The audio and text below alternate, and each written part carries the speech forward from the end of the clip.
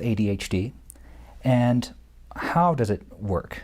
First of all, ADHD is a fairly complicated thing, and it has many, many different things that influence it.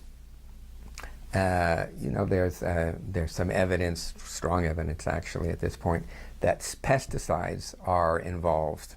Pesticides that the kids are exposed to when they're real young. There may be some relationship with food additives, with sugar, certainly excessive amounts of sugar. But when I observe ADHD kids, they look to me very much like the kids that I worked with many, many, many, many years ago, before there was an ADHD, who had trauma.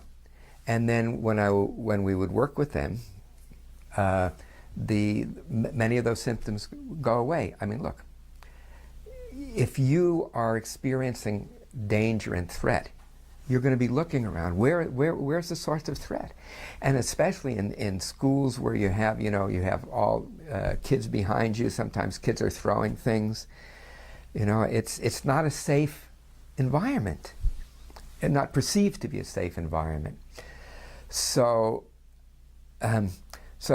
anyhow, this kind of hyper arousal and hypervigilance, very much key earmarks of trauma. The inability to attend to being in the here and now, that's a characteristic of trauma. When you're constantly being pulled back into trauma-related experiences, you're not in the here and now. You can't focus. I mean, again, those are core symptoms of trauma, inability to focus, trauma and depression and so forth.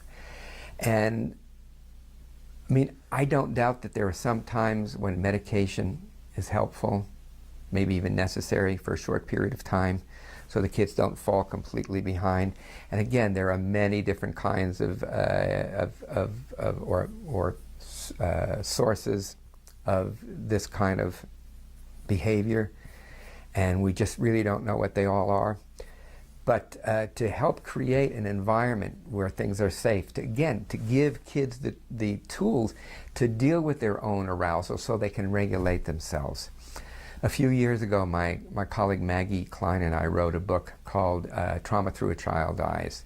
We originally wanted to write a book for parents, to help parents with kids with all kinds of trauma, including ADHD kinds of symptoms, by helping them to regulate their nervous system and through the body.